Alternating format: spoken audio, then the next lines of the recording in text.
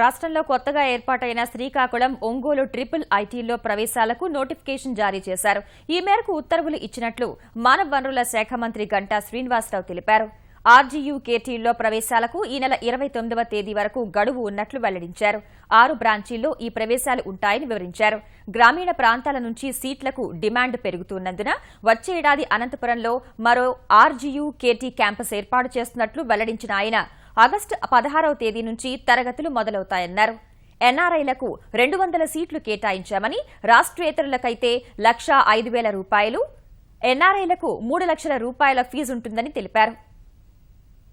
ఈ సంవత్సరం అడ్మిషన్ సంబంధించి ఏదైతే ఆంధ్రప్రదేశ్లో ఉన్న వాటికి సంబంధించి నూజివీడులో, రాయలసీమ ప్రాంతం సంబంధించి ప్రకాశం జిల్లాలో స్టార్ట్ అయ్యేదానికి ఇడుపులపాయలో క్లాసులు కండక్ట్ చేయాలని చెప్పి కూడా డిసిషన్ తీసుకోవడం జరిగింది. దీంట్లో అడ్మిషన్ ప్రక్రియ కూడా 371Dకి బేస్ చేసుకుని 85% స్థానికులకి, 15% జనరల్కి 31వ తేదీన మెరిట్ లిస్టు ఆన్లైన్లో ప్రవేశపెడతాం.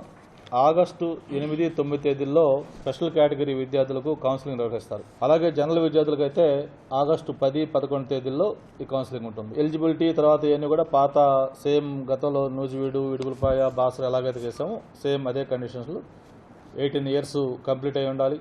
అలాగే ఎస్సీ ఎస్టీలకు 21 ఇయర్స్ లోపు ఉండేటట్టుగా వయోపరిమితి పెట్టడం జరిగింది.